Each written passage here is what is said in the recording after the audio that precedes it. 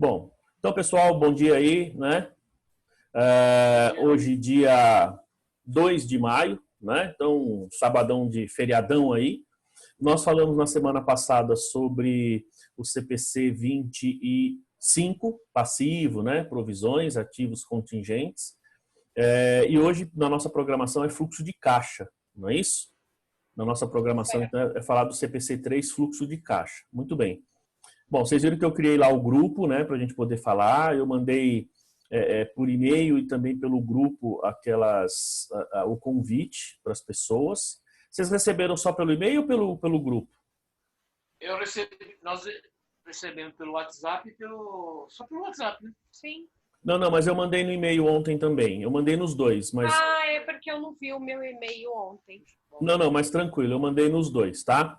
Eu não vi. O Diogo, reenviei para ele agora, ele deve estar entrando aí também. E outras pessoas me agradeceram lá. Então, significa que as pessoas receberam. A Marta, ela não vai entrar, hoje ela ainda não pode, né? Então, semana passada ela não pôde, hoje ela não pode, mas disse que na semana que vem ela vai poder entrar novamente. Bom, pessoal, então, a gente vai falar aqui sobre fluxo de caixa, né? Deixa eu perguntar aqui para vocês antes. Como é que vocês estão em termos de fluxo de caixa aí? Como é que vocês... Eu nunca fiz. Nunca fez? Eu já trabalhei há muitos anos atrás, eu tinha que fazer um fluxo de caixa por causa do departamento pessoal. Não sei se é a mesma coisa. Não. Não. Esse aqui, César, é diferente. Esse aqui é um fluxo de caixa que sai da demonstração. É um processo um pouquinho mais complicado, né? E você, Marcelo? Marcelo, travou? Oi. Tá travando aqui o vídeo. E você, como é que você está aí no fluxo de caixa? Você sabe bem, sabe mais ou menos, domina? Mais ou menos. Mas você faz para os seus clientes? Não. Não faz para ninguém. Tá, mas assim, se der jogar um balanço na sua mão, você consegue fazer? Dá uma penadinha, mas a gente consegue. Né? Tá bom. Bom, pessoal, então é o seguinte, ó. Fluxo de caixa, vamos lá. A gente tem, como o César estava falando, a gente tem lá digamos, a gente tem dois tipos de fluxo de caixa, né?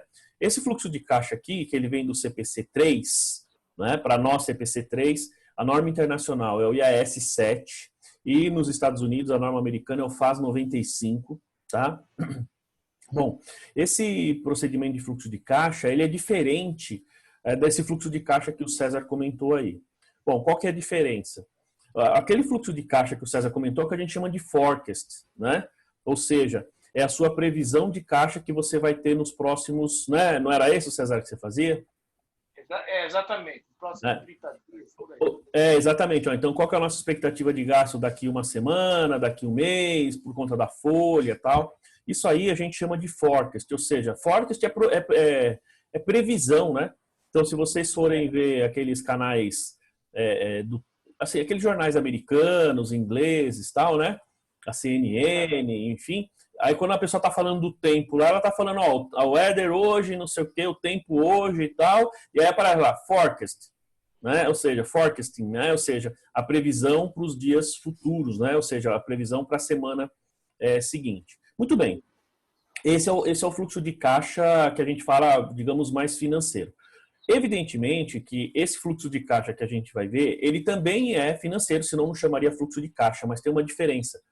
Ele mostra o fluxo de caixa passado, ele mostra o seu fluxo financeiro passado, e não o futuro, não é expectativa. Claro que a partir desse passado, você evidentemente consegue fazer suas projeções para o futuro. Tá? Então você consegue fazer isso, né? Ou seja, eu consigo estimar quanto eu vou ter de caixa? Sim. Mas tem uma diferença, pessoal, que este fluxo de caixa, ele sai a partir do balanço e da DRE. Tá? Então, porque a gente tem que pensar no seguinte, ó, o nosso balanço ele é uma igualdade, certo? O nosso balanço ele é o quê? Nós estamos falando de ativos e passivos e a diferença, patrimônio líquido. Perfeito. Só que a gente tem o seguinte, o patrimônio líquido ele é composto pelo quê? Pelo capital, reserva e também as contas de resultado. certo? A gente tem que lembrar que as contas de resultado, elas em tese fazem parte do PL, porque elas representam a variação no patrimônio líquido, certo? Elas estão representando o que o patrimônio líquido está nos mostrando, né? Aliás, pessoal, antes de eu continuar aqui, eu não perguntei. Vocês fizeram a atividade lá da semana passada, não? Então, os exercícios, aquele Isso. monte de exercícios. São poucos ainda, hein? Então, na verdade, não fiz, eu comecei a estudar, e aí, como eu estava te falando, eu não consegui trabalhar nisso ontem, porque a minha irmã me pediu socorro, né? Sim, sim. Você conseguiu, Mas eu César? já entendi. Não, eu tava dependendo da professora aqui também. Eu ia primeiro me inteirar e para sentar junto para fazer, mas aí agora a gente consegue fazer. Tá bom. Você fez, Marcelo? Não consegui fazer. Tá bom. É que eu também acabei postando um pouco mais em cima, né? Mas então façam essa semana, que essa semana eu vou postar mais aqui de fluxo de caixa. Legal. Tá? Tá lá no site? Eu tô pondo no site, tá? No site lá no pós-graduação lá, aquele material de pós-graduação eu dou aula em outras pós, tá? Mas ali é só de vocês. E, professor, nós vamos trabalhar para corrigir, né? Poder... Sim, então, por isso que eu estou perguntando, que se vocês tivessem feito, antes de eu começar o fluxo, nós iríamos corrigir. Né? É que é bastante coisa, né? A gente não consegue fazer uma aula só. Não, para você falar corrigir numa aula só? Porque são bastante, ou parece, mais assim... Não, a gente deve gastar... Não, a gente deve gastar entre 1 hora e pouco por conta das discussões que devem surgir. Legal. Mas o ideal seria vocês fazerem. Não, vamos fazer. Tá? Então, eu peço para vocês, façam essa semana, aí na semana que vem a gente corrige, tá bom? No grupo lá que vai corrigir na semana que vem, o pessoal vai fazer. Sim, eu mando mensagem lá pro pessoal, tá bom? Bom, beleza. Então, assim, pessoal, quando a gente fala então desse fluxo de caixa aqui, ele é assim, vocês vão ver que tem 2 métodos para fazer, ele dá um trabalhinho para fazer, tá? Ele dá um trabalhinho. Ele para nós aqui, ele passou a ser obrigatório a partir de 2008, tá? Antes não era obrigatório, embora várias empresas faziam esse fluxo de caixa. Várias empresas elas pegavam lá o método do CPC 25, não, desculpa, o FAS 95, né? Usavam, digamos, o que os Estados Unidos faziam, o pessoal fazia aqui no Brasil. E depois, quando veio a norma, né? Embora tinha norma internacional, para vocês terem uma ideia, lá por, eu diria que 97, 98, eu já dava aula do fluxo de caixa. Só que, basicamente, era a norma americana. Mas se você olhar a norma americana e a norma internacional, que é a norma que a gente usa aqui no Brasil, a diferença de procedimentos não é nada tão relevante assim, tá? Você tem algumas atividades que a gente vai ver que são que é um pouquinho diferente, mas nada que a gente possa falar assim, puxa, é totalmente diferente. Não, isso não, tá?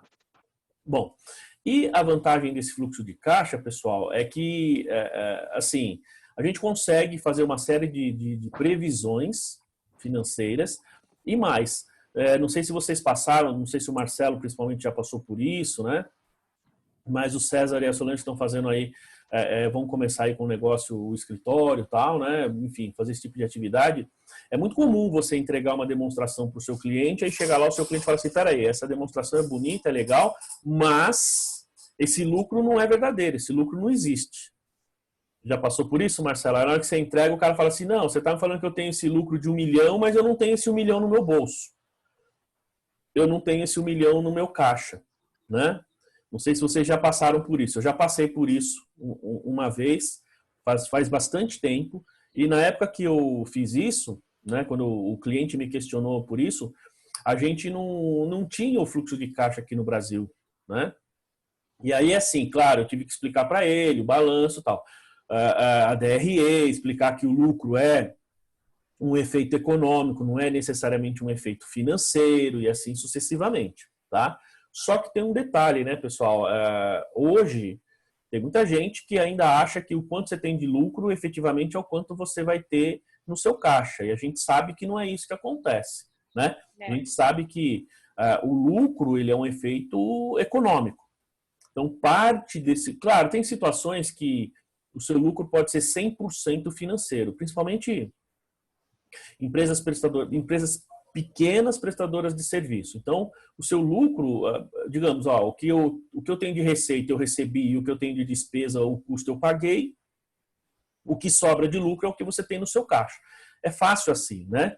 Mas aí você pega uma empresa grande que você tem salário, você tem provisões, enfim, você tem, por exemplo, distribuição de dividendos, você tem estoque, aí você tem o CMV, né? Porque parte do CMV ele continua, digamos, você comprou a mercadoria, você muitas vezes pagou à vista, mas ele continua lá no seu estoque. Então, esses casos, é difícil você demonstrar esse, digamos, o efeito que essas operações têm no caixa, tá? Então, quando a gente tem aí esse fluxo de caixa, então a gente consegue enxergar esse tipo de operação, né? Então, ó, o Rafael está entrando aí com a gente também, né? Bom dia, professor. Bom dia, pessoal. Tudo bem? Bom dia, Rafael. Bom dia, Tudo Rafael. bem? Bom dia, Rafael. Ó, bom, pessoal. Legal. Tudo bem, Rafa? Opa, professor. Tudo bom? Vamos correria aqui, por isso que eu me atrasei, viu? Peço desculpa aí, pessoal. Graça e paz, né? Ó, pessoal, eu vou deixar o som de vocês aberto, como são poucas pessoas, diferentemente da graduação, né? O Rafael tá passando por isso lá, né, Rafael? Fica um falatório danado lá na graduação, mas aqui na pós eu deixo aberto, porque são poucas pessoas, aí vocês podem se manifestar, tá bom? Então, ó, eu tava falando aqui tava dando uma introdução do fluxo de caixa, tá, Rafael? Bom, seguinte. Desculpa, professor, cortou um pouco. O senhor estava dando uma introdução sobre... O fluxo de caixa. Tá? Bom, olha só. Então é assim, ó, como pelo menos eu aqui, o Marcelo e o César eles estão em silêncio lá, o Rafael acho que está com o bebê lá também, né? Os filhos lá e tal. Então eu peço para deixar o som desligado. E se quiser falar, pode abrir e falar. Eu Tá? deixo mudo porque o Natan aqui dá uns gritos de vez em quando. Então... Não, pode deixar, mais fácil. Tá?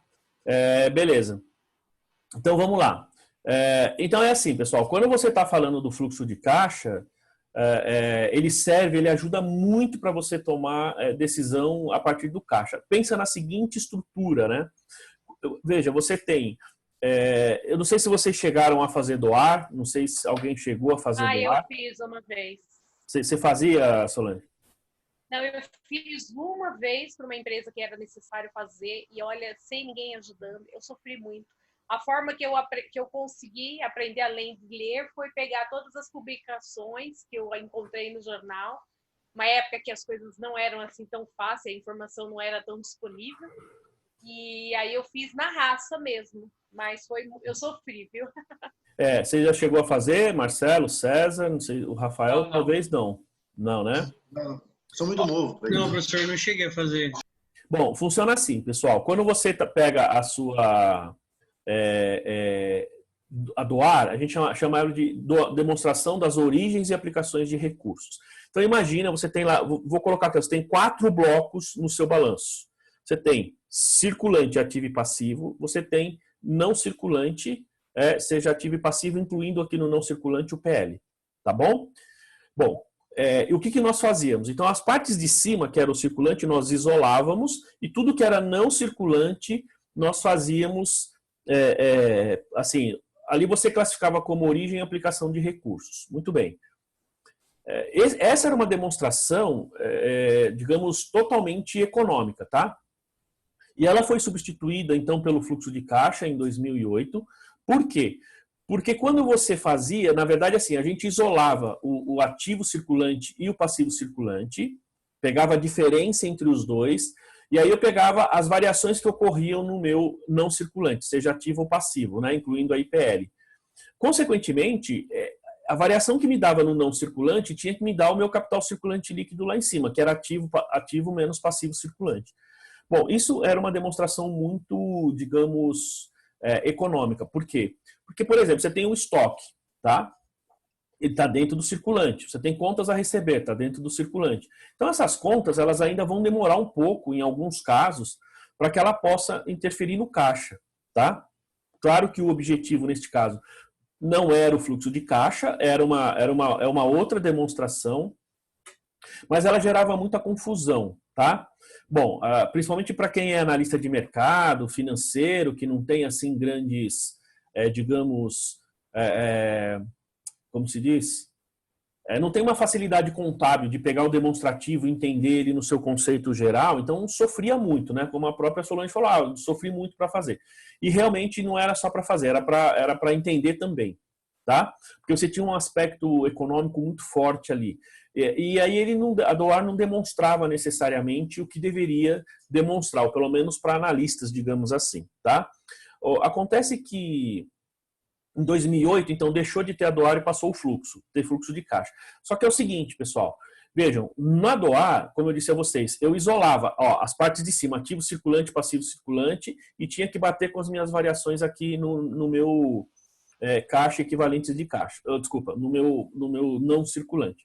Quando a gente vai para o fluxo de caixa, tá? Quando a gente vai para o fluxo de caixa, quando a gente vai pegar esse novo demonstrativo, o que a gente faz? Eu vou isolar só a minha partezinha, na verdade tem que ser desse lado aqui, né? Só a minha partezinha lá do meu ativo, digamos, aquilo que nós chamamos de disponível, que hoje nós chamamos de caixa equivalentes de caixa. Então eu isolo a minha conta caixa, minha conta bancos e minha conta aplicação financeira, se ela for equivalente de caixa, tá? Bom, isso significa que isolando esses três grupos, essas três contas, ou esse grupo de contas, toda e qualquer variação ocorrida no restante do meu ativo, no meu passivo e nos meus resultados, eles têm que dar o quanto variou no meu caixa. Então, eu estou chamando de caixa aqui, mas o caixa aqui está envolvendo caixa, bancos e aplicação financeira, tá? Então, nesse caso, você imagina a seguinte situação. O cara começou a empresa com um caixa de R$1 milhão. No final do ano, ele teve um lucro de 10 milhões. Mas ele fechou o caixa com 500 mil. Aí você vai falar, mas espera um pouquinho, como é que ele pode começar o ano com um caixa de 1 milhão, ter um lucro de 5 milhões e sobrar o caixa 500 mil? Então, perceberam digamos, a dificuldade? Então, quando você tem uma pessoa, um empresário, um gestor, que ele não é necessariamente uma pessoa um contador ou que tenha conhecimento contábil, ele vai achar estranho. Vai falar, peraí, mas eu tive lucro de 5 milhões, como é que você está me falando que me sobrou 500 no caixa? Então ele vai falar assim, aí como eu disse, eu já passei por esse questionamento, eu não sei se o Rafael também passou, que se apresentava, aí o cara fala assim, mas esse seu lucro está errado, porque eu tive prejuízo, se eu comecei o caixa com 1 milhão e terminei com 500, eu tive prejuízo de 500. Mas na verdade ele teve lucro de 5 milhões. Perceberam? Então, o fluxo de caixa, ele serve para mostrar justamente esse fluxo. Porque o que acontece? Você vai falar assim, puxa, então a pessoa teve um lucro de 5 milhões. Se ela tinha um caixa de 1 milhão, por que ela tem agora, no final do exercício, apesar de um lucro de 5 milhões, ela tem um caixa de 500? Ela pode ter feito investimento, ou seja, ela pode ter comprado máquinas, equipamentos. Ela pode ter pago dívidas, tá certo? Então, isso significa que ela poderia ter, digamos, baixado lá o seu passivo, e aí paga o financiamento, tá certo? Então, digamos que ela tinha financiamento passado e agora está pagando. Pode ter distribuído lucro, percebe? Então, às vezes, o empresário ele esquece, né? Tem muito empresário aí que é esquecidinho. O cara tira um monte de dinheiro durante o ano, aí chega no final, você já distribuiu esse lucro para ele durante o ano, né? E aí ele fala assim, não retirei nada. Não é? Muito bem.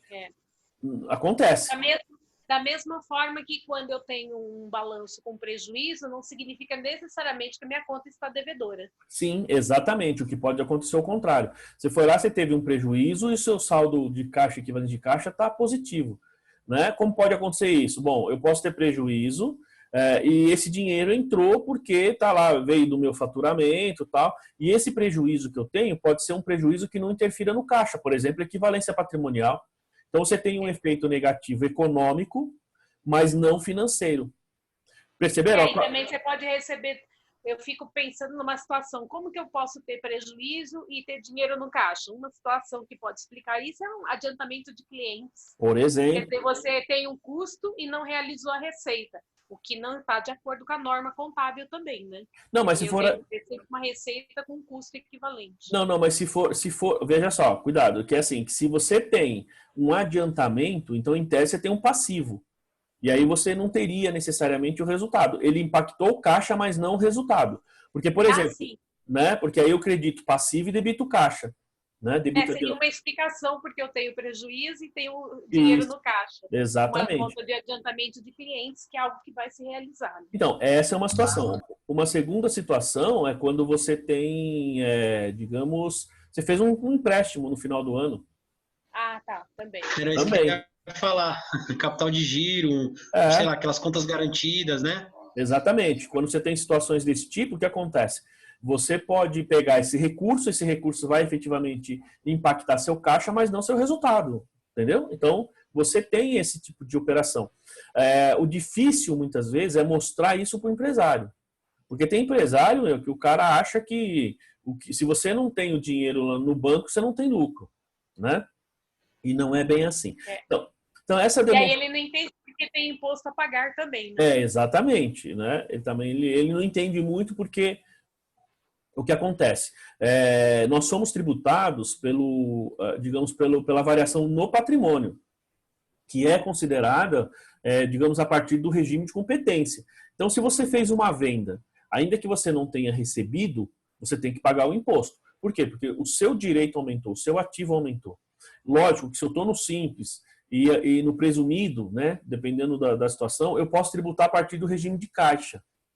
Então, é menos, digamos, injusto. Só que isso demanda controle. Por exemplo, meus clientes aqui que eu tenho no simples ou presumido, eu coloco tudo no regime de competência. A maioria dos escritórios colocam regime de competência. Por quê? Assim, primeiro, para ficar casado a competência e o custo, né, com digamos, o aumento no patrimônio. O cliente paga um imposto, digamos, antecipado. E outra, e é pior, né? Porque você está no lucro presumido, pode ser que daqui a amanhã ele não receba esse valor, ele não tem como, tecnicamente, reverter esse valor que ele pagou de imposto no passado, né? Mas para o cliente poder você fazer essa operação via regime de caixa, né? O cliente tem que ter bastante controle. E a maioria, pelo menos de pequenas e médias, por incrível que pareça, não tem. Você pode até falar, você pode até explicar, mas tem muitos que não tem o mínimo controle de caixa, né? Muito bem. Por isso, pessoal, essa falta de controle de caixa é o que tem feito programas como a OMI, como, sei lá, o Conta Azul, o próprio QuickBooks e outros aí crescerem bastante aqui no Brasil, né? Por quê? Porque aí você faz o controle lá do seu cliente, o controle financeiro, e ao fazer esse controle financeiro, você precisa de um software. Então, aí você passa a ter um pouco mais de controle, né? Como esses caras não têm, digamos, muita gente quer controlar. Eu tenho um cliente que ele é uma empresa que fatura razoável, entre 200, 300 mil por mês, e ele controla o financeiro no Excel. Entendeu? A vantagem é que quem cuida do financeiro lá desse meu cliente é uma ex-aluna da Legale, se formou agora esse semestre passado. Então, ela conhece contabilidade. Né? E aí, se ela tem dúvida, ela me liga, tal. Então, assim, embora seja no Excel, ela tem controle. Agora, quantos não têm a mínima ideia do que está acontecendo? Professor, mas quando o escritório de contabilidade, tenho ouvido falar, porque como a minha irmã está trabalhando em escritório pequeno, aí eu faz muitos anos que não trabalhei em escritório. É uma outra mentalidade, né? Mas eu já trabalhei, eu sei como que é. Mas eu tenho visto, ela tem comentado que as empresas de contabilidade, elas fazem a apuração dos impostos das empresas do Simples Nacional pelo regime de competência. Sim, e o cliente paga lá os impostos. É o que eu faço também. Então, mas eu acho um absurdo. Então. Porque eu penso só, a minha formação, eu foco só no financeiro. Eu sei fazer muito bem a contabilidade, essa é a atribuição como contadora, mas eu penso assim, eu sou contra pagar imposto antes. Eu tenho que fazer o que está escrito na lei. Então, mas se a lei permite que tenha um fluxo de caixa, né? Se a lei permite que você faça pelo regime de caixa, você vai pagar o imposto justo. Então, né? Mesmo que a carga seja alta. Aí eu não concordo muito, eu não sabia disso. Quando ela me falou, eu fiquei surpresa. Então, mais ou menos, sabe, Solange? Porque é o seguinte, primeiro, não é que a Receita tributa errado. A Receita, né, ela está fazendo certo. Por quê? Ela está tributando você quando você tem, digamos, o aumento no seu patrimônio. E na emissão da nota, ainda que você não tenha recebido, então, esse seu pensamento é um pensamento de empresário. Ou seja, é um pensamento, é uma visão de caixa, né? Por quê? Porque a impressão, a partir do que você está dizendo, dá a impressão que o meu patrimônio só aumenta quando o dinheiro entra na conta corrente, tá? E na prática não é bem assim. Por exemplo, na faculdade, eu vou receber o meu salário no meio da semana aí agora, quinto dia útil, né? Talvez você lá também, né? Enfim. Uhum. Só que é o seguinte, o meu direito já foi constituído até ontem, até anteontem, né? Até o dia 30, até 30 de abril, o que eu tenho de direito de receber já foi constituído. Então, o meu patrimônio, em tese, embora eu não tenha feito esse registro, o meu patrimônio aumentou. Percebeu? Então, eu compreendo isso, que é pela competência. Eu acho que a contabilidade tem que ser feita pela competência, não importa os impostos. Mas, por outro lado, eu entendo que tem que ter um controle. Então, eu entendo assim, se eu faço pela competência, eu respeito o Tribunal de Contabilidade. Eu sou profissional dos tributos, eu só vou pagar o imposto que eu tenho que pagar. Então, acho que tem que ter um controle de caixa para pagar o imposto que a lei me permite pagar com uma certa, né, facilidade desse valor que eu não recebi ficar para quando eu receber. então, E aí eu vi que os escritórios não fazem, eles fazem pela emissão da nota, simplesmente. Isso. E aí não teria uma perda momentânea de fluxo de caixa para as empresas, para os clientes dessas empresas. Eu fico pensando isso. Mas então, eu entendi o ponto. Então, mas não, são dois pontos. O primeiro deles é esse que eu falei aí, tá certo? O segundo ponto, o que eu acho que é o pior, né? Aí talvez o Marcelo e o Rafa aí, que estão bem acostumados, eles talvez possam, digamos, confirmar, né? O problema, Solene, está no controle, tá? Bom, essas empresas pequenas e médias, eles não têm o mínimo controle, eles não controlam. Fala, Rafa. Ele mistura dinheiro pessoal, não respeita o princípio da entidade. Esse é a maior dificuldade, não é? Para o fluxo de caixa. Isso também, na prática. Eu concordo. Não tem. Então, é assim, para nós, por exemplo, quem está cuidando da contabilidade desses clientes, não tem jeito, tá? A melhor coisa, efetivamente, é você fazer regime de competência. Não dá para você pensar em termos de regime de caixa para esse tipo de empresa. E aí, assim, impacta, digamos, no caixa da empresa? Impacta. Por quê? Porque se o cara está no Simples e você faturou pelo regime de competência, daqui a amanhã ele não recebe aquela nota, é difícil você estornar aquele imposto que foi pago. Você precisa comprovar e, na verdade, você não consegue fazer isso. Se você está no lucro real, você tem lá a PCLD, mas nas outras não. Diga, Marcelo. Pode falar. Então, eu fui no cliente esses dias, meu cliente, aí nós estávamos na reunião lá, aí ele falou, então, eu comprei um carro e eu precisava ver se que vai colocar vai lançar ele lá na empresa lá. Eu pensei, mas esse carro é seu ou é para a empresa? Não, eu comprei o carro para mim. Falei, então não vai lançar. Esse carro seu aí é direto distribuição de lucro. Correto.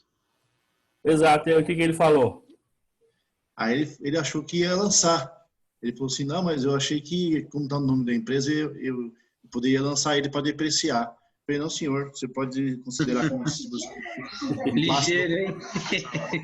Então, você vê, é difícil falar isso para o cliente, né? É difícil, porque o cliente não aceita e tem cliente que vai embora por causa disso aí. Tem cliente que o cara fica bravo. Ele vai embora, mas ele volta, né? Aí você cobra mais caro. Como que se controla o fluxo de caixa? Ele está fazendo pagamentos por fora para funcionários pelo banco. Então.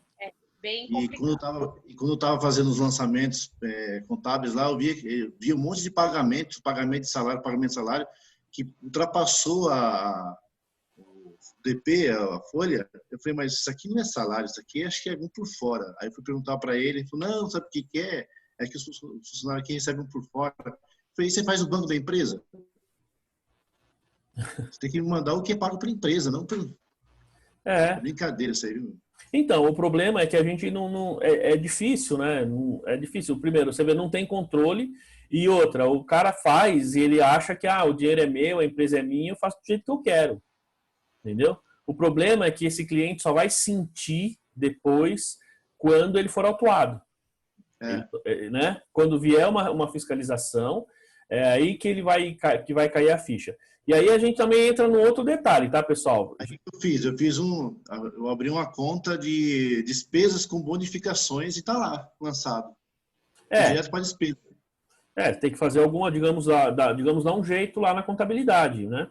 Sabendo, né, que isso está sujeito a uma eventual fiscalização. Aí eu estava dando aula na pós lá na Legal outro dia e tem uma aluna lá, ela é bem mas sabe aquela pessoa de escritório de contabilidade, mas total escritório de contabilidade? Aquela pessoa que, assim, o primeiro pensamento dela, não, mas o fisco, não sei o que, tudo é o fisco, entendeu? Ela não tá, acho que, enfim, ela não entendeu que contabilidade não é para atender fisco, contabilidade é para melhorar. Claro que a gente vive esse perrengue o tempo todo, né? Seja no escritório, né? Enfim, com as empresas de forma geral. Mas ela falava assim, mas eu falei assim, mas numa eventual fiscalização, a menina respondeu assim para mim, professor, mas eu nunca vi uma fiscalização, tal, nunca teve. Então, se não tem, ela falou assim, como o fiscal não vai na empresa, então a gente pode fazer, tal. Eu falei, olha, cuidado. Primeiro, aqui eu tenho que te falar o que é correto. E, professor? Oi? Não entendi. Desculpa, professor, aqui para mim cortou totalmente. Ah, é? Para vocês cortarem também, não? Não. Então, lá. Deixa eu... minha internet aqui.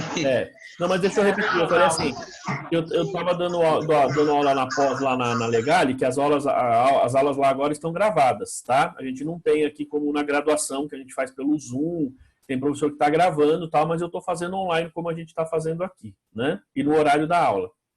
Muito bem. Só que assim, a aluna falou assim para mim, sabe aquela mentalidade total de escritório, extremamente fiscalista, né? Do tipo, o ponto de vista dela é fiscal. Sim, nunca é o resultado do balanço. Nunca é efetivamente se o balanço tá bom ou não, se a empresa melhorou ou não.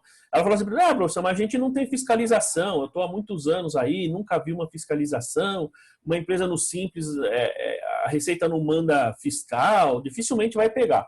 Falei assim, olha, cuidado, porque a Receita pode não mandar fiscal, mas hoje, pelo cruzamento de informações, ela consegue saber.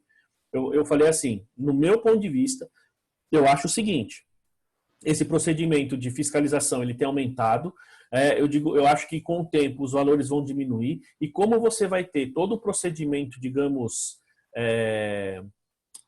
online, vamos falar assim, né, eletrônico, cruzamento de dados, a Receita vai cruzar os dados e vai te autuar direto, entendeu? Eu acho que, assim, com as grandes empresas ela já faz isso.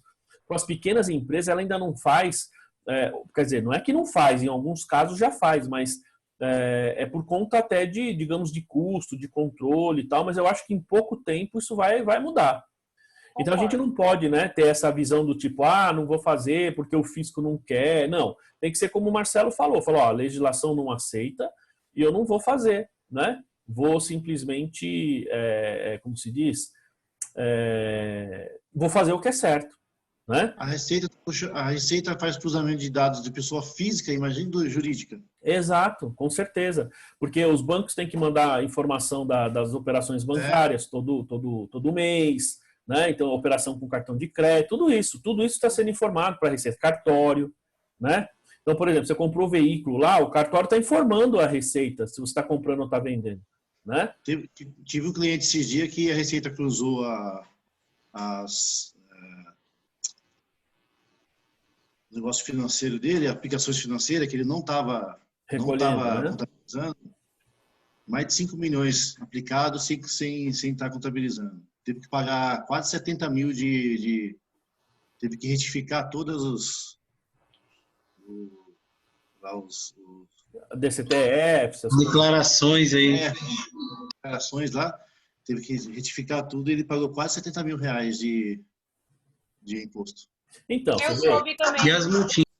Eu soube de uma pessoa também que teve, uma empresa que teve esse problema também, por causa de aplicação financeira. Então, tem acontecido bastante. Então, para vocês terem uma ideia, que assim, esse é um resultado, né, que assim, a empresa não paga o imposto devido, né, não declara, tal. Embora, muitas vezes é estranho também, porque se você pensar bem, o imposto é retido na fonte, né? Certo? Se está retido na fonte, o governo não deveria cobrar de você, tá certo? Se ele já cobrou na fonte, se o banco já reteve de você, né? Mas, enfim. Professor, A questão é o lucro. E Não é eu só quero saber o depois imposto como na é que eu vou fonte fazer para poder lançar no balanço dele de janeiro que esses 5 milhões entrou na conta dele lá da empresa. Não, então, esses 5 milhões está falando que é de aplicação financeira, certo? É. Não, então, isso aí é correção de erro, que era aquela norma que a gente ia ver semana passada, né? E joga lá na nota explicativa lá, né? Exatamente. Se vocês quiserem, a gente pode tentar iniciar a falar nessa norma na semana que vem, né? Tá. Bem que eu não sei se vai dar tempo hoje por conta do fluxo de caixa, mas assim, na semana que vem a gente poderia fazer a rodada, finalizar aquelas atividades do que nós vimos, que nós falamos na semana passada. Eu vou postar a atividade do fluxo de caixa e a gente, na semana que vem, então, provavelmente seria atividade para resolver essas atividades, digamos assim, né?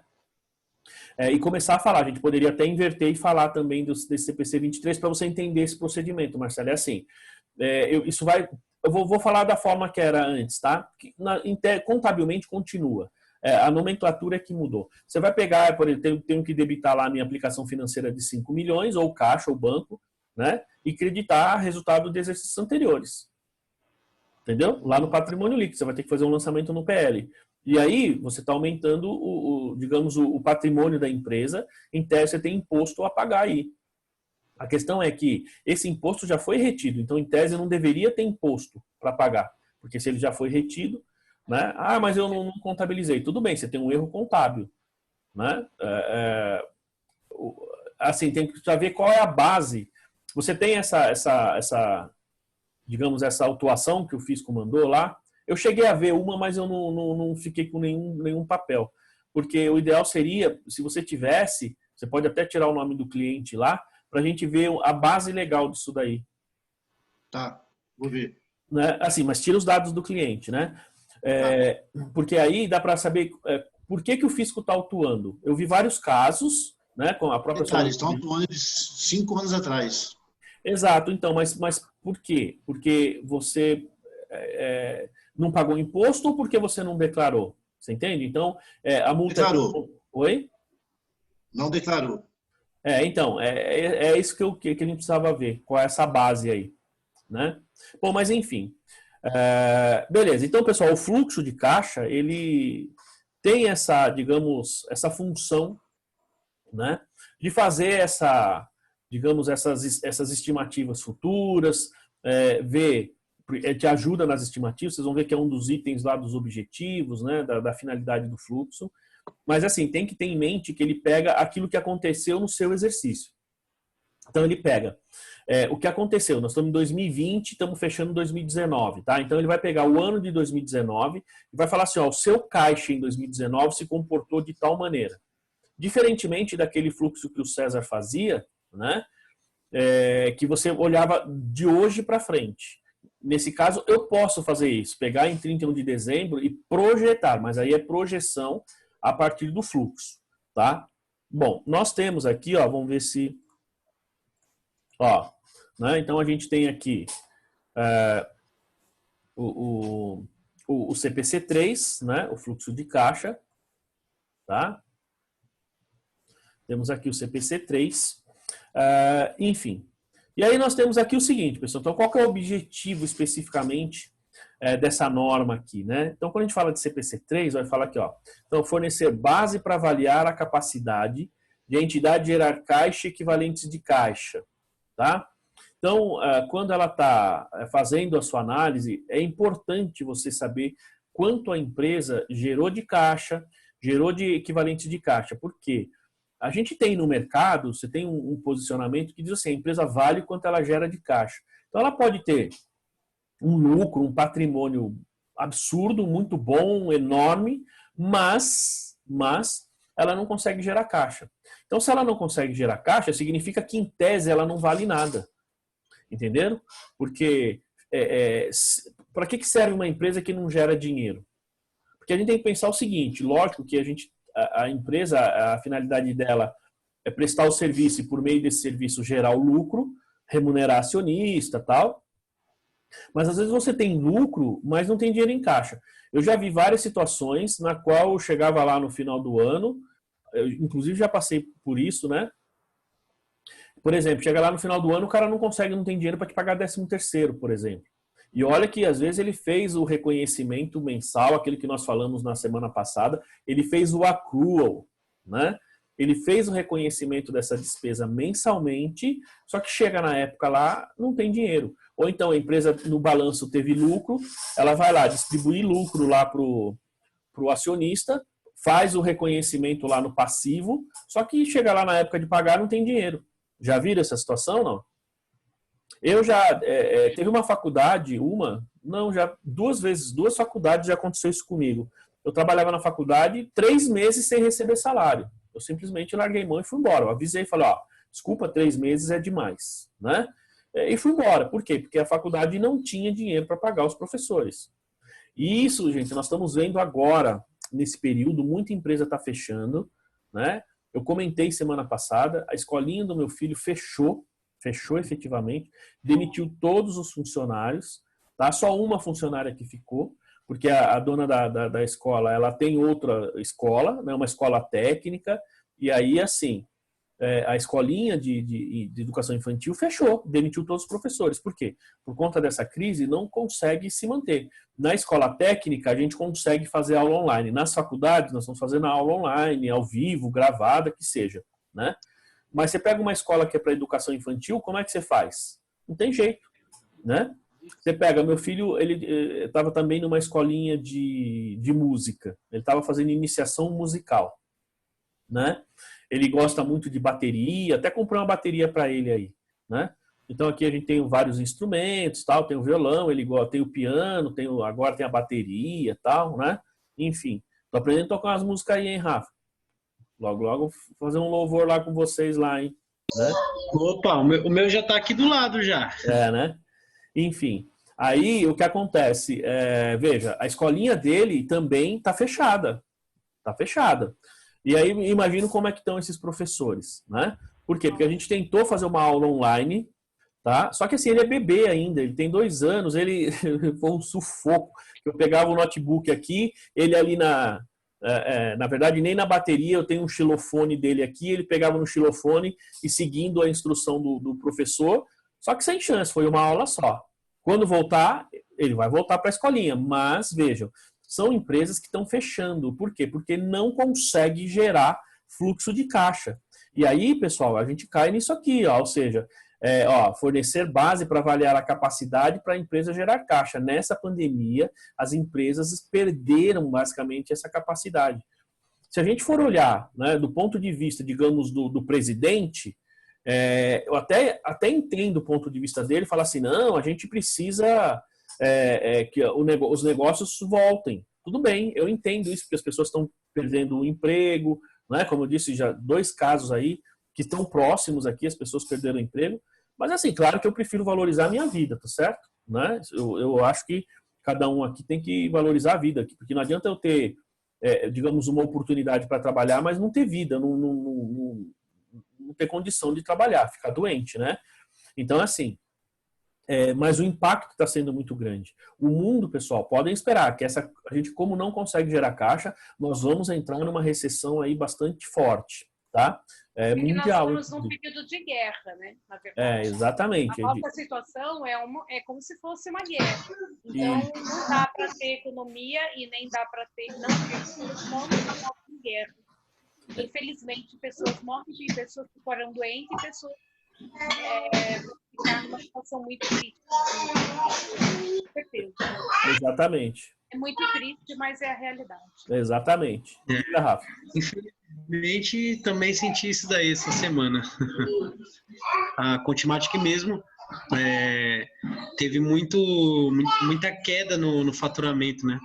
E aí eu e mais alguns colegas acabou sendo desligado da empresa, porque eles já previram, né? Fizeram o fluxo de caixa, viram que não teriam condições de manter, e aí, infelizmente, eu fui desligado, né? Ah, que pena. É uma pena, verdade. Não tinha nem completado a experiência. Eu tinha saído do outro. Mas, assim, por outro lado, eu confio, fugindo um pouco, né, da nossa realidade, eu confio num Deus também que não me desamparou até aqui. E Ele tem me guardado minha família, nunca faltou nada. E confio nesse Deus, né? Então é aí que a gente se apega, a gente se capacita, não é? Estuda, corre atrás das coisas, faz aquilo que a gente pode fazer, que nós como humanos podemos fazer. O restante é Deus, né, prover, não é? Então, mesmo diante desse cenário horroroso aí, mesmo tendo essa notícia, foi essa semana, um dia, meu filho fez aniversário dia 29, no dia 28, o diretor de RH, junto com o meu supervisor, fizeram uma videochamada e comunicaram, né? Mas eu creio também, pessoal, que isso não vai durar para sempre, vai passar uma hora. Vai. Então, quando passar, aqueles que se prepararam nesse tempo aqui vão ser os que vão sair na frente quando voltar a economia, não é? Então, tô bem tranquilo, né? Em relação a isso. O que eu acho que vai acontecer também, né? É o que eu também acho, porque se você pegar, digamos, assim, tem muita gente que está na quarentena e está simplesmente aí fazendo qualquer outra coisa, tal, né? Mas não, as pessoas deveriam se preparar, enfim, que vai passar logo e a gente, enfim, e a gente não pode parar, né? A gente tem que continuar aí. Enfim, então vejam que o fluxo de caixa ele tem essa, digamos, essa finalidade, né? Esse objetivo. Então, ó, dar essa base aqui, ó, para avaliar, né, se a empresa vai ter condição de gerar caixa equivalente de caixa. É o que eu falei, porque tem empresas que elas trabalham, tem um monte de receita, mas não gera caixa, tá certo? Não adianta você ter um faturamento absurdamente alto, mas também ter um custo extremamente elevado, tá? Outra coisa, ao mostrar as alterações históricas de caixa equivalentes de caixa. Então, isso aqui é importante, porque quando você está fazendo uma análise, né, você está pensando numa análise financeira, para a gente projetar futuro, a gente precisa conhecer o passado. Então, a gente tem... eu sempre costumo dizer que quanto mais a gente conhece o nosso passado, melhor a gente vai conseguir projetar o nosso futuro, certo? A gente pode até usar esse exemplo do coronavírus aí. Uma coisa interessante, pessoal, a cada, se não me engano, 100 anos, ó, se a gente pegar, e nós estamos 100 anos para trás, da 1920, é isso? Né? Sim. Nós tivemos a gripe espanhola. 100 anos antes, exatamente 100 anos antes, nós tivemos a peste negra. Né? Veja que a cada 100 anos aparece um problema desse. Muito bem. O que acontece, pessoal? Então, assim, vejam que hoje, como a gente comentou agora, nós estamos passando por um momento difícil, nós estamos passando por uma situação complicada, mas que vai passar. Agora, eu preciso saber como se comportou o meu caixa ao longo do tempo. Então, eu conhecendo o meu passado, eu consigo projetar o futuro. Correto? Por quê? Porque, normalmente, para fazer projeções futuras, eu preciso levar em consideração, uma das técnicas que a gente usa muito é a regressão linear, seja regressão simples ou regressão múltipla, tá? Mas essa regressão linear, ela assim, ela depende de uma base histórica. Então, por isso que é importante, efetivamente, essa questão de você saber o seu histórico de caixa, né? Enfim, ó, classificar os fluxos de caixa nas atividades específicas para facilitar suas análises. Nós vamos identificar e entender quais são essas atividades, né? Como é que a gente classifica as operações dentro dessas atividades, porque assim, historicamente, veja, ó, isso me ajuda a tomar decisão, mas principalmente essas alterações históricas classificadas aqui em atividades, tá? Em atividades específicas. Isso vai faz uma diferença enorme nos meus procedimentos de análise, tá? Bom, e quais são os benefícios, então, que a demonstração do fluxo de caixa dá? Vejam, nós temos vários aqui, ó, tá vendo? Ó? Então, aqui depois a gente entra nas definições, tá? Mas nós temos vários. Primeiro, ó, mostrar a capacidade da empresa de gerar fluxo, gerar futuro fluxo líquido de caixa. Então, como que a empresa está em condição, qual a condição dela de gerar caixa? Como nós estávamos usando o exemplo agora, a gente tem uma situação difícil. Por quê? Porque as empresas, nesse momento, não têm conseguido gerar caixa. Certo? E essa falta de geração de caixa tem feito as pessoas perderem emprego, tem feito como se diz? As empresas fecharem, tá? Agora, também tem um detalhe, né, pessoal? Vejam que eu poderia ter pego a minha base histórica e nessa base histórica, imagina que eu fiz uma projeção, a minha ideia é que esse ano eu tenha um caixa de tanto, ou um lucro de tanto, mas assim, aparece uma pandemia dessa, que é algo atípico, como a própria Solange comentou, é equivalente a uma situação de guerra, basicamente. Imagina uma situação de guerra. Eu não sei exatamente o que é pior, né? A gente nunca passou por uma guerra de grande porte, mas eu gosto muito de ver filmes, por exemplo, da Segunda Guerra Mundial. Então eu vejo, imagina como os europeus eles passavam, enfim, né? E aí a gente vive uma restrição desse tipo, por melhor que fossem as minhas projeções passadas, né, se eu não colocar alguns eventos, digamos, aleatórios que podem acontecer, ainda que eu tivesse feito fluxo de caixa, eu não conseguiria prever o que aconteceu agora, tá certo? O que está acontecendo. Mas isso, gente, são limitações que nós temos na contabilidade. Tá? Esse processo de você, embora faça a projeção, ele te dá os dados, mas eu não consigo saber o que está acontecendo agora, isso ocorre efetivamente porque a contabilidade tem limitações. Tá? E essa é uma delas, essa é uma das limitações que nós temos aí do ponto de vista contábil. Outra coisa, mostrar a liquidez, solvência e flexibilidade financeira da empresa. Evidentemente, gente, que eu posso fazer ver a minha liquidez, a minha solvência, a minha própria flexibilidade, sem ter que necessariamente montar um fluxo de caixa.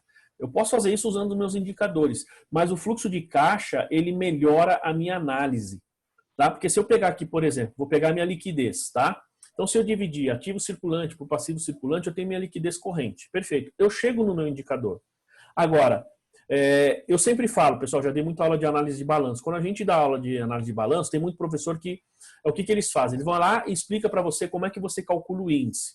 Aí ele vai falar assim, qual que é a interpretação desse índice? Então, para cada R$1 ou para cada R$100 que você tem de ativo circulante, você vai ter X reais, ou melhor, para cada R$100 que você tem de passivo circulante, você tem X reais de ativo circulante. Beleza. Isso é bom ou ruim, certo? Agora, quando eu estou fazendo uma análise na empresa, eu preciso pensar no seguinte: por que esse índice é maior ou menor? Por que esse índice variou? Lembra, eu não sei se a gente já falou aqui sobre dados e informações. A gente já falou sobre isso, não falou, pessoal? Falou. A diferença entre esses dois itens, né? Então, eu gerar o indicador e simplesmente falar, ó, meu índice de liquidez é 1,2, perfeito. Ou, no ano passado era 1,3 e esse ano é 1,2, então houve uma queda, beleza.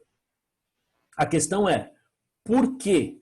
Qual o motivo, razão, né, que esse indicador caiu? E o fluxo de caixa, a partir desse procedimento que a gente tem aqui, ó, de mostrar liquidez, solvência, ele te dá uma análise mais detalhada, porque aí você consegue saber os porquês. A mesma coisa esse item aqui, ó, mostrar a taxa de conversão de lucro em caixa. Por quê, pessoal? Se eu pegar o meu lucro, ou melhor, se eu pegar o meu caixa e dividir pelo lucro, eu sei quanto de lucro eu tenho para cada real de caixa, ou melhor, quanto eu tenho de caixa, certo? Eu consigo saber. Perfeito, né? Dá para a gente saber aí. A questão é a seguinte, quando eu faço essa análise, o que está acontecendo? De novo, né? É a mesma coisa do índice de liquidez. O que está acontecendo para que digamos, o meu lucro econômico não se transforme em caixa? Né? Qual é o item, ou qual é, digamos, as operações, quais são as operações que não estão fazendo com que a gente consiga gerar caixa? Tudo bem, Diogo? Seja bem-vindo aí à aula, tá? Ó, aí a gente tem aqui, ó, mostrar o grau de precisão de estimativas passadas. Bom, se o item aqui ele fala, ó, mostrar a capacidade, a gente viu no slide anterior que a gente viu isso, né? Ó, então, alterações históricas de caixa equivalente de caixa. Então, se eu tenho essas alterações históricas, então quando eu venho aqui, ó, então eu preciso aqui mostrar o grau de precisão, quer dizer, as suas análises elas estão sendo feitas de forma confiável ou não, certo? Então, quando você tem uma base de dados mais sólida, mais firme, e ela é uma base de dados mais, digamos, mais efetiva, né, mais próxima da realidade, você consegue projetar o seu caixa. Você consegue fazer uma projeção bastante adequada, de forma que as pessoas possam tomar decisão de forma mais firme, né? De forma mais, digamos, efetiva, tá? Muito bem. O Ricardo está entrando aí também. Bom, vamos lá. Bom, e aí a gente fala aqui, ó, então mostrar o efeito sobre a posição financeira da empresa, das transações de investimento e financiamento. Vocês vão perceber que esse fluxo de caixa aqui, ele é dividido em operações... seja bem-vindo aí, Ricardo. Vocês vão ver que ele é dividido aí em operações, em ativos, em operações, em atividades, né, operacionais, atividades de investimento e atividades de financiamento. Bom, isso aqui é muito importante pelo seguinte, quando você está fazendo uma análise e a gente falou, puxa, a empresa teve um faturamento de 5 milhões de reais, só que ela tem esses 5 milhões no caixa, como eu disse, não. Se eu tenho um grande financiamento, eu tenho que pagar esse financiamento, então eu posso gerar um monte de receita, um monte de dinheiro e ter que pagar. Ou vice-versa. Ou eu posso não ter receita nenhuma e ter um caixa enorme. Aí, como a gente falou, de onde vem esse caixa? Pode ser financiamento bancário, para capital de giro, esse tipo de coisa, ou pode ser efetivamente nova integralização de capital dos sócios, que ele está classificado lá como uma operação de financiamento. Isso significa que o fluxo de caixa ele nos dá bastante procedimentos, né, digamos, bastante itens para que a gente possa fazer essas análises e tomar decisão. Tá? Então, pessoal, ele ajuda muito, tá? O fluxo de caixa ajuda muito no processo de tomada de decisão. Beleza? Dúvidas até aí, pessoal? Alguma dúvida? Tranquilo, professor. Tudo certo. Pode falar? Não, tranquilo? É isso? Rafael, Diogo e Ricardo, a gente está na parte inicial do fluxo de caixa, tá? Então, vocês não entraram agora, não perderam tanta coisa assim. Só lembrando, pessoal, a todos, que a nossa aula é das 8 às 12. Das 8 ao meio-dia, tá bom? Então, só para lembrar aí. Beleza, pessoal? Outra coisa. Oi? Eu queria só pedir desculpa para o senhor, porque na semana passada, essas semanas aqui, fiz alguns serviços em casa e aí acabei esquecendo a aula, professor. Aí o Diogo me lembrou, mas aí já era 11 horas a hora que eu peguei o celular, tava fazendo pintura, tava todo sujo de tinta. Triste, aí depois um pouco perto você vai me dar uns cascudos, mas peço desculpa aí. Não. Hoje também tem o pessoal fazendo serviço aqui, mas aí tá tranquilo, dá pra... Não, mas tranquilo, sem problema, tá? Depois eu pego o conteúdo lá. Isso, eu vou publicar, tá? Como eu disse já semana passada, eu vou publicar. Eu já criei o canal lá no YouTube, eu tô vendo se vai ser lá mesmo, tal, enfim. Tô vendo algumas questões técnicas, né? Tá bom? Enfim, então quando a gente fala aqui desse fluxo, né? A pergunta, então, tranquilo, sem dúvidas nesse momento, certo? Tranquilo, né? Professor, Diga lá. posso falar? Pode, claro. Aproveitando esse que o Rafael falou aí, que ele foi despedido aí lá da Ultimact e tudo, Aí, ó. nessa pandemia que tá acontecendo, tem muitos clientes, o que acontece? Eles não têm fluxo de caixa. Então, o que acontece? Eles têm um faturamento, pagou os impostos, a diferença divide entre eles, aí cada um faz o que quer com o dinheiro e sem projetar um futuro. Então, não tem um dinheiro guardado para poder projetar o futuro. Isso é uma situação.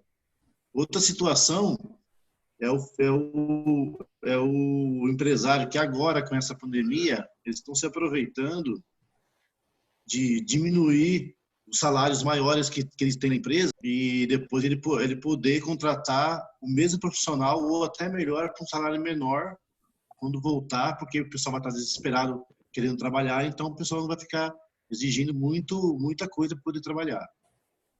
E esse cliente meu aí, o que acontece? Ele pegou e falou assim, ó, com essa pandemia aí, eu fiz a reunião com o meu sócio aqui, e eu peguei 1,5 milhão, vou colocar na conta de pessoa física e não vou pagar ninguém. Quando acaba a pandemia, eu negocio, quem quiser, eu devo 20, eu tenho 15, quer receber? Quer, não quer, não quer, e acabou. Assim vai. Então, tem muita gente se aproveitando da situação, né? Não é que a Contimax não tinha dinheiro para pagar ele. É que acontece assim, ela fez uma análise, tem muitos clientes que não estão pagando, então ela não vai precisar do profissional. Então, quer dizer, não é que ela não tem dinheiro, eles não estão precisando do serviço dele. Então, vai pensar. Futuramente, possa ser que até recontrate ele. Mas o que está acontecendo é isso. O pessoal está fazendo análise de situação. Foi o que o diretor falou mesmo. Não, qualquer coisa a gente recontrata e tal. Mas, cara, é uma situação que a gente tá sujeito mesmo. Não tem como fugir, não é? Como funcionário, né? Quem tem dinheiro hoje faz o que quer. Exatamente. É isso que eu ia falar. Vai embora, pega depois. Tem gente que vai quebrar porque não tem dinheiro mesmo. Mas quem tem dinheiro vai aproveitar a situação. Futuramente, eles vão sair na frente. Que você falou, vão sair na frente por quê? Vai contratar um profissional pela metade do valor porque a pessoa precisa trabalhar. Então, mas aí a gente tem que levar em consideração, né? Que aí nós estamos falando, digamos, no caso da Contimatic, eu ainda vejo o seguinte, você vai receber todas as suas verbas, certo, Rafael? Então, inclusive, como foi uma antecipação do contrato, eles têm que pagar multa. Enfim, eles vão pagar tudo certinho. No aviso mesmo já venha escrito isso, não é? Então, mas veja que aí você tem uma situação de uma empresa, né, que, embora esteja fazendo uma demissão, que não é nada bom, mas vai te pagar. A gente estava conversando com uma professora aqui e aí a questão que o Marcelo falou, vamos separar, é assim, duas coisas. Primeiro, ela tem fluxo de caixa para te pagar, certo? Eu tenho o exemplo dessa escolinha do meu filho aí. Puxa, a mulher fechou. Me parece que não foi nem exatamente ela, porque ela já é uma senhora um pouco mais de idade, mas foram os filhos dela que parece que não queriam continuar. Então, assim, eles fecharam a escolinha, demitiram os professores, vão querer pagar em 10 vezes a rescisão. Imagina, a pessoa ganhava R$ 1.200 por mês, o piso. E assim, a menina tem 2, 3 mil reais de rescisão, vai pagar 10, 12 de 280, sei lá. Vejam, isso é péssimo, né? Aí, como o Marcelo falou, a pessoa fala assim, puxa, olha, qualquer coisa você vai entrar na justiça. O problema é o seguinte, esse é o primeiro ponto. Então, as empresas não conseguem pagar, não conseguem efetivamente fazer esse tipo de acordo, né, pagar direitinho. No caso da Contimatic, até depois comento com você, ontem eu recebi um WhatsApp de uma pessoa bastante, assim, que eu tenho bastante contato lá, que parece que saiu também. Eu fiquei até impressionado, né? Muita gente. Oi? Na verdade, por exemplo, no mesmo dia que eu fui demitido, que eu sei, né? Mas 2 colegas. Mas, na verdade, tá saindo bastante colaboradores. Então, mas tem um detalhe, né, Rafael? É como assim, ó, veja, é a questão de gerar fluxo de caixa. A empresa, por mais que ela use, digamos, esse modelo de fluxo de caixa, que ela consiga fazer essa previsão, né, essa estimativa, nós estamos num momento atípico e eu não consigo fazer esse tipo de previsão. Bom, esse é um fato. O segundo você está sendo demitido, as empresas estão mandando embora, mas tem empresas que pagam.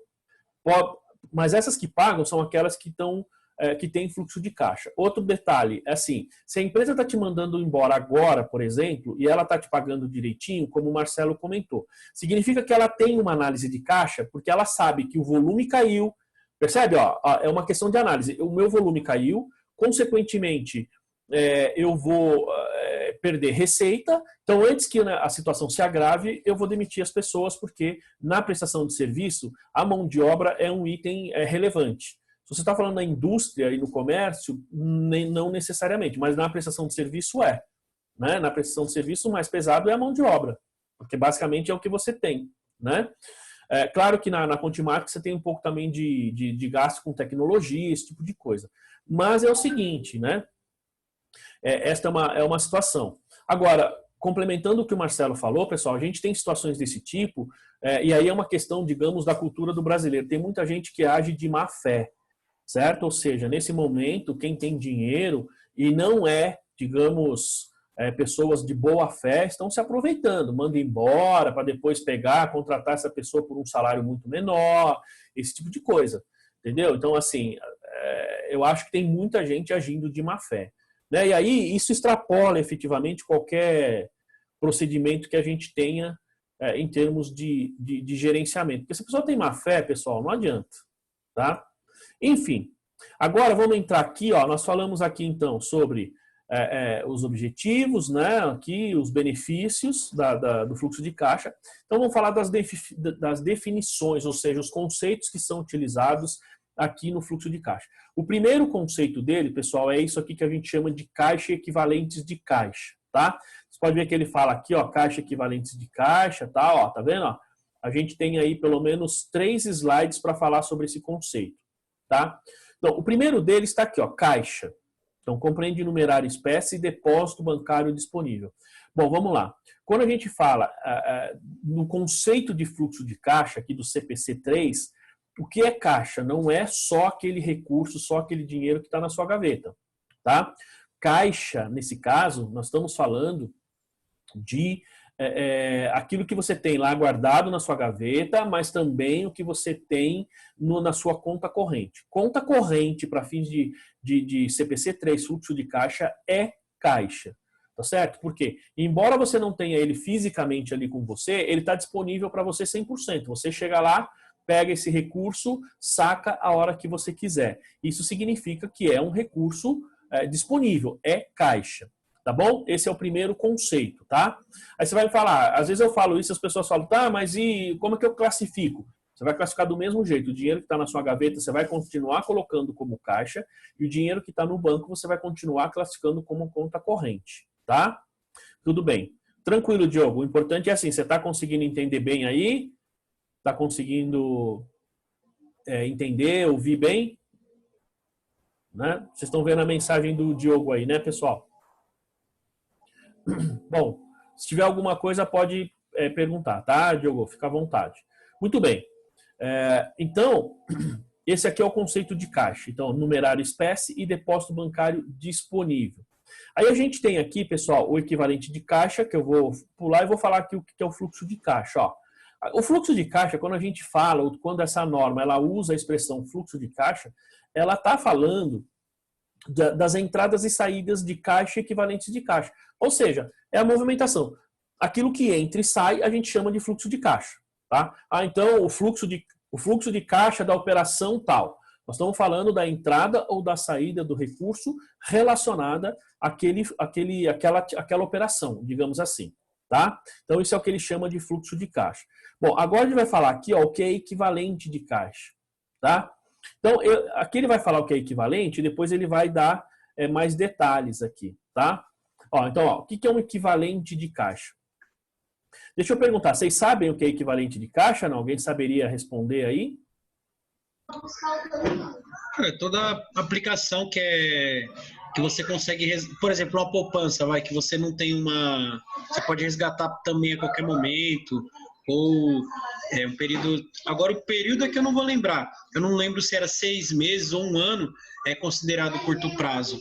Mas, por exemplo, toda e qualquer aplicação que você conseguir resgatar desse período aí é considerado equivalente de caixa, né? Basicamente é isso que a gente tem, né? Basicamente é isso, né? Mas assim, a gente tem alguns detalhes importantes, né? Porque quando a gente fala aqui de equivalente de caixa, a gente tem digamos, o conceito aqui, principalmente de aplicação financeira, um pouquinho diferente do que nós teríamos numa classificação normal, tá? Vejam aqui, ó. São aplicações financeiras de curto prazo, então isso é importante, vamos detalhar isso. de alta liquidez, tá? Que são prontamente conversíveis em um montante conhecido de caixa e que estão sujeitas a um insignificante risco de mudança de valor. Tá? Então, primeiro, ó, vamos lá por partes. Você fala que aplicação financeira de curto prazo. Gente, aqui ó, o curto prazo, para esta norma, ele considera 90 dias. Certo? Da onde vem esses 90 dias? Vem lá do CPC de instrumentos financeiros. Porque lá ele fala que uma aplicação financeira de curto prazo é 90 dias, não necessariamente um período maior. Aqui, esse curto prazo, ele não entra no conceito, digamos lá, de circulante ou não circulante. Tá? E aí você vai falar, mas por quê? Pelo seguinte, e um outro detalhe, hein? É 90 dias, pessoal, da data da aplicação, não é necessariamente da data do vencimento. Tá? Essa é a classificação que a gente precisa ter. Muito bem. Isso funciona da seguinte maneira. Assim, claro que aqui ele fala 90 dias e eu já vi algumas orientações de algumas, até empresas de auditoria, dizendo que você tem que considerar a partir do documento. Mas eu, particularmente, penso na essência sobre a forma, que nós temos que fazer o registro, né, baseado na primazia da essência sobre a forma. Não é assim? Não é isso que nós temos que fazer? Beleza. Então, quando a gente pega uma aplicação financeira, a gente pode pensar na seguinte situação, pensando especificamente nesse caso aqui, quando ele diz aqui de aplicações de curto prazo. Tá? Esse curto prazo, no meu entendimento, pessoal, ele está atrelado, ele está ligado, né, a, digamos, a sua intenção de usar esses recursos. Tá? Ele está ligado, deixa eu só ver aqui que nós temos 2 alunos aqui. Tá? Temos um aluno que daqui a pouquinho vai entrar. Né? Então, é assim, o que a gente tem? Vamos pensar em 3 pessoas que receberam um determinado recurso, tá? E esse recurso eu vou fazer uma aplicação financeira. Bom, a norma, ela entende esses 90 dias para vocês pensarem da seguinte maneira. Aí eu vou dar o exemplo das 3 pessoas, tá? Quando você tem um recurso que você simplesmente vai usar até 3 meses, né, até 90 dias, então significa que esse recurso, ele normalmente é para fins de capital de giro. Quando você tem um recurso que normalmente você vai usar ou não, mas depois dos 3 meses, então a norma entende que isso trata-se de investimento e não necessariamente capital de giro. Então por isso que ela dá esse tratamento diferenciado. Tá? Imagina a seguinte situação. A pessoa A ganhou 100 mil reais, a pessoa B ganhou 100 mil reais e a pessoa C ganhou 100 mil reais. 3 pessoas, perfeito? Aí acontece a seguinte situação. A pessoa A, B e C, ou seja, as 3, fizeram uma aplicação em um título do governo. Então nós estamos em 2020 e a pessoa vai resgatar esse recurso em 2025. Tá? Bom, só que é o seguinte, a pessoa A pretende utilizar esse recurso daqui 90 dias, até 90 dias, porque ela vai pagar a conta, certo? Ela precisa demitir os funcionários, precisa pagar os funcionários, ou precisa comprar alimento, precisa investir na empresa, precisa reformar a casa, vai fazer uma viagem, sei lá. Pensando na empresa, né, ela vai fazer um investimento, principalmente, digamos, vai pagar dívida, vai baixar passivo. Tá? Mas ela fez uma aplicação com vencimento para 2020. A segunda pessoa, ela vai usar esses 100 mil reais e ela não tem uma data específica. Ela fala, vou usar, de repente pode aparecer alguma coisa para eu fazer, talvez eu precise fazer um investimento ou não. Enquanto não aparecer, eu vou deixar aplicado. E tem uma outra pessoa que fala assim, não, esse dinheiro aqui eu vou utilizar para, sei lá, pagar a faculdade do meu filho ou pagar a escola do meu filho daqui 5 anos, pensando aí numa pessoa física, tá?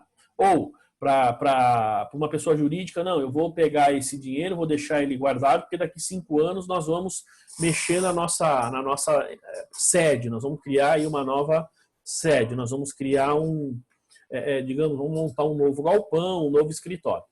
Mas eu só vou usar esse dinheiro quando eu resgatar.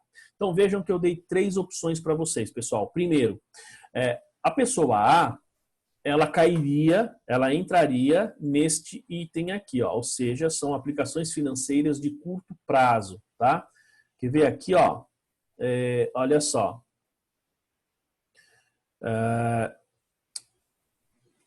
Deixa eu ver se ele fala aqui. Não, ele não está falando aqui, tá? Mas eu vou falar para vocês. Então, quando ele fala aqui desse curto prazo, essa primeira pessoa, ela vai usar isso daí como capital de giro.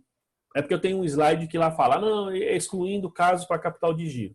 Então, quando eu vou usar para capital de giro, eu considero como caixa, tá? Embora nós estamos falando de uma aplicação financeira, aí sim, hein, Diogo? Agora senti firmeza, hein? Então, quando eu estou usando essa aplicação financeira e eu vou usar esse recurso até 90 dias, independentemente da finalidade, tá, pessoal? Enquanto eu tenho esse dinheiro, vejam que ele está numa aplicação financeira, eu vou considerar como equivalente de caixa. Ele não é necessariamente caixa, mas ele é considerado equivalente de caixa. Tá claro? Esse primeiro conceito? Beleza? Solange, César lá, tranquilo? Diogo? Não, isso aí tranquilo, beleza. Beleza, muito bem. Agora tem a segunda pessoa. A segunda pessoa, ela pegou o dinheiro e ela falou, olha, eu vou usar esse dinheiro, pode ser até o final do ano, veja, um prazo superior a 90 dias, ou não sei, eu vou usar quando aparecer uma oportunidade. Então vejam que nesse caso nós temos uma situação que é diferente. Nós temos uma situação na qual o dinheiro não vai ser utilizado para fins de capital de giro. Então ele não tem a característica de caixa equivalente de caixa. Essa aplicação financeira vai ser investimento. E aí nós vamos ver os 3 grupos que nós temos aqui no fluxo de caixa e esse dinheiro não vai ser caixa equivalente, ele vai ser investimento.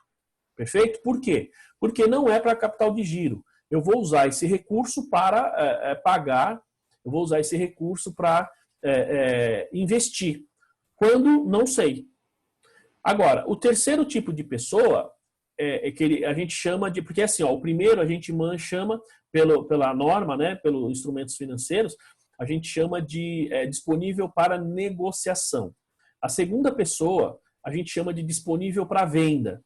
Porque ele pode vender ou pode negociar a qualquer momento, mas não tem a intenção de usar como capital de giro. E esse último que eu vou falar agora, a gente chama de mantido até o vencimento. É muito comum vocês ouvirem o termo hold to maturity, né? Ou seja, manter até o vencimento, até a sua maturidade, tá? Esse tipo de aplicação, ele diz o seguinte, que se eu classificar uma aplicação financeira como mantida até o vencimento, e se ela for um período superior ao que nós temos em termos de circulante e não circulante, ela vai estar lá no longo prazo. A disponível para venda também, se eu vou utilizar e eu não tenho intenção de utilizar nesse ano ou dentro do exercício, também vai estar no longo prazo. Então é comum você ter aplicação financeira no longo prazo. Quando eu me formei, pessoal, não existia essa possibilidade, hoje tem, tá? Bom, e só que tem um detalhe, quando eu classifico uma operação como mantida até o vencimento, eu não posso resgatar esse valor, certo? Eu não posso resgatar. Aí você vai falar, tá, e se eu precisar do dinheiro e resgatar? Beleza, você vai e resgata. Só que é o seguinte, a norma, ela dá, em tese, uma punição, né? Se é uma empresa que, digamos, está no simples ou no lucro presumido, ou até mesmo no lucro real, digamos, uma empresa que não é capital aberto, essa punição, ela não tem grandes efeitos. Se é uma empresa de capital aberto ou uma empresa de grande porte, que ainda que não seja capital aberto, mas que divulga o seu report, tal, então ela pode... isso não é visto com bons olhos, pelo seguinte. Bom, qual é a punição? Se ele está classificado como mantido até o vencimento, significa que eu só posso resgatar lá em 2025, perfeito? Se eu vou resgatar em 2025, ou melhor, se eu resgato antes de 2025, qual é a minha punição? Primeiro, todas as minhas aplicações financeiras que eu tiver classificado como mantido até o vencimento, eu preciso reclassificar para disponível para negociação. Isso significa que essas aplicações vão passar a ser consideradas como caixa e equivalente de caixa. Perfeito? Primeira coisa. Segunda coisa, eu não posso mais classificar nada como disponível ou mantido até o vencimento nos próximos 2 anos. Então, nos próximos 2 anos eu não posso classificar nada nessa conta. Aí você vai falar assim, puxa, mas isso aí não é punição, isso é um negócio simples, né? É um negócio simples, mas você imagina uma empresa de capital aberto que ela tem um monte de dinheiro lá no seu longo prazo e de repente você resgata. Porque qual é a informação que você está passando digamos, para o seu investidor? Você está falando para ele o seguinte, olha, eu tenho esse recurso aqui, nós estamos bem financeiramente. Esse recurso eu não vou precisar. Nos próximos 2 anos eu estou, beleza, não preciso de dinheiro. Aí acontece uma situação como essa que nós estamos vivendo. A pessoa vai lá, vai ter que resgatar isso, correto? Ao fazer esse resgate, a punição não posso mais aplicar e tenho que resgatar todas, ou reclassificar, não resgatar, né, pessoal? Desculpa, reclassificar. Bom, como que o mercado enxerga isso? Fala, peraí, a empresa estava dizendo para mim que tinha uma boa situação financeira, isso, claro, ela vai mostrar por meio da demonstração contábil, mas aí, de repente, você resgata um recurso que você disse que você não ia precisar. Percebeu a diferença? Então, significa que você não necessariamente está tão bem financeiramente assim.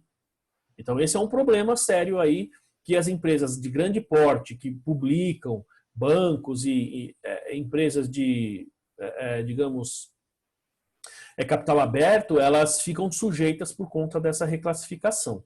Tudo bem, pessoal? Tá claro aí esses 3 procedimentos? Eu não sabia disso. Oi? Não sabia disso. Não sabia, Solange? Não. Então, essa classificação, ela não vem necessariamente pelo fluxo de caixa, tá?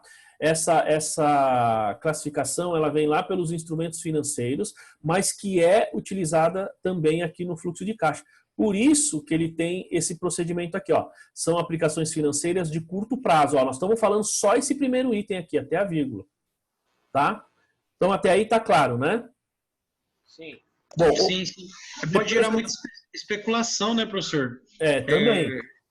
É o que o senhor falou, no SA ele gera especulação, aí a pessoa pode tomar a decisão de simplesmente vender todas as suas ações, suas cotas lá e desvalorizar, né? Exato, porque o impacto que tem no caixa numa empresa de capital aberto pode fazer com que a empresa, digamos, se desvalorize ou não, né, no seu valor de mercado e faz você vender ou comprar mais ações, né?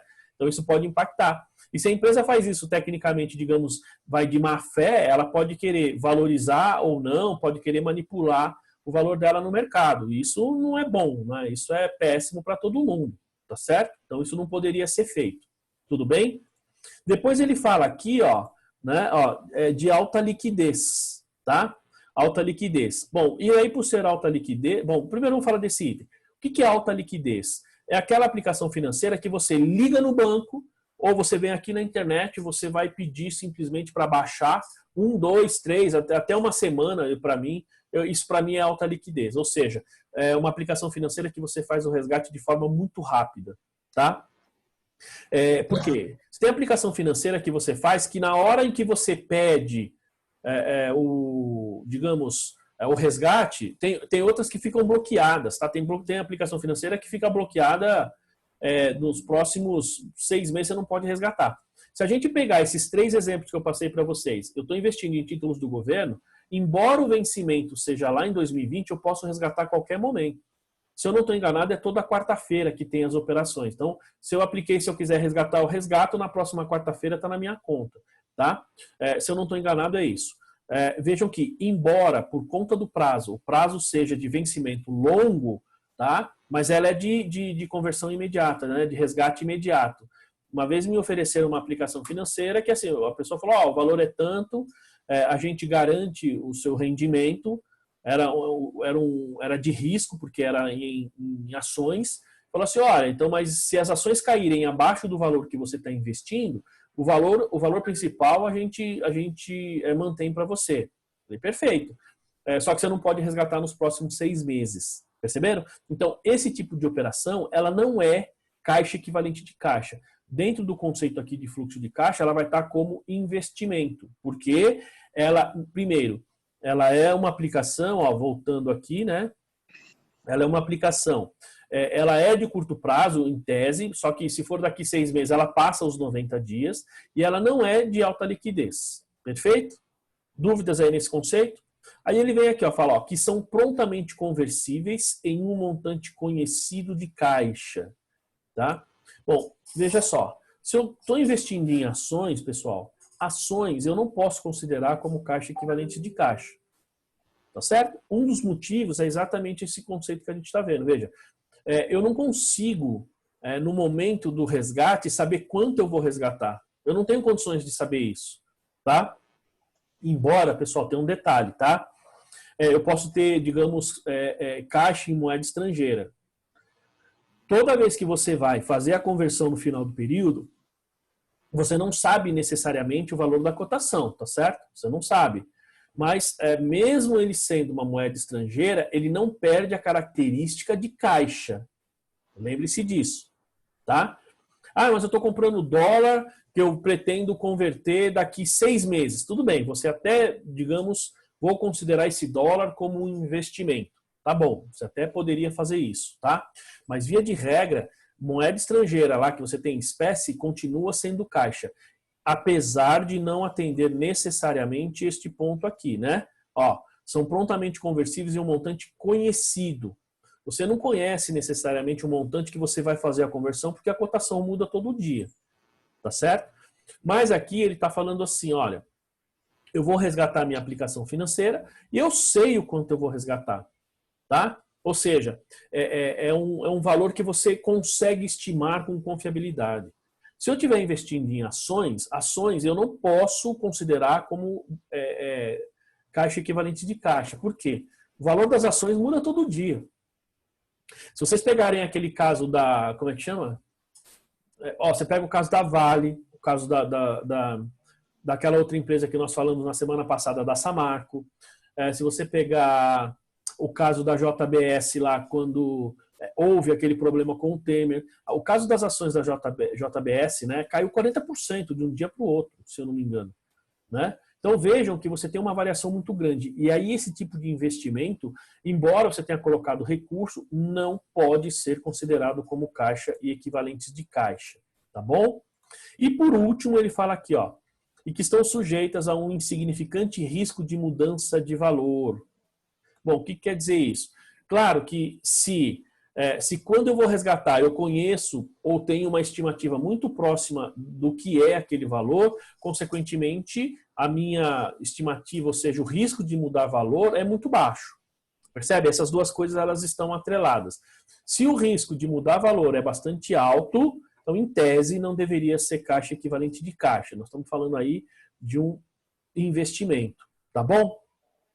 Tudo bem, pessoal? Dúvidas aí, não? Tranquilo? César? Sim. Aí sim, hein? Fala, até aula de pós-graduação que nem o César ali. Fala aí, hein? Aí sim. Daqui a pouco tá dormindo, hein? Eu não tô dormindo, não. Eu dormi bem à noite. E ainda tem a companhia aqui da cachorrinha. Então. Ó, o Diogo também tá bem sossegadão ali, hein, Diogo? Fala aí. Né? Muito bem, pessoal. Dúvidas até aí, não? Tranquilo? Eu queria perguntar uma coisa. Se eu Pode tenho perguntar. uma aplicação LCI, LCA, é uma aplicação que tem carência e não tem risco de valor, porque você atrela um índice aí bem conhecido. Ela é um equivalente de caixa. Então, vamos porque lá. algumas têm 90 dias. Você tem carência de 90 dias. Então, o que é essa carência de 90 imediatamente é dias? conversível.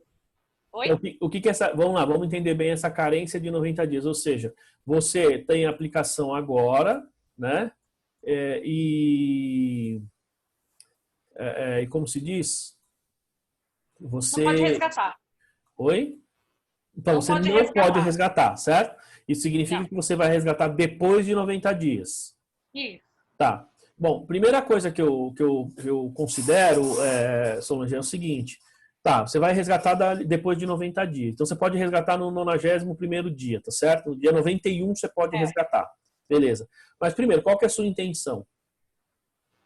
Então, eu fiquei pensando justamente nisso. Aí não seria o equivalente de cá, seria para investimento. Exato. Então, se você, vamos lá, se você fez uma aplicação e não tem necessariamente a intenção de resgatar nesse período, então eu já classificaria ela como investimento e não como caixa equivalente de caixa. Eu já faria essa classificação direto.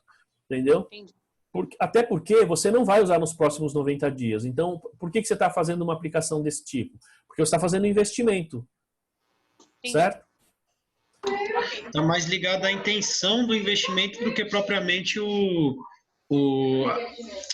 as coisas que vão ter, os impedimentos, né, que vão ter do resgate, né? Então, Rafael, eu entendo dessa forma, considerando a essência sobre a forma, entendeu? Por quê? Porque a norma aqui ela é muito clara, dizendo que é até 90 dias. Eu já dei treinamento numa empresa de auditoria, né, numa Big Four, e lá eles tinham uma norma interna dizendo o seguinte, não, é 90 dias, inclusive da data da operação. Por exemplo, você fez uma operação, uma aplicação financeira em novembro, tá? Ela vence, então nós estamos falando, novembro, dezembro, ela vence em 31 de janeiro, por exemplo. Ó, lembra que eu falei no início que era pela data da operação e não pelo vencimento?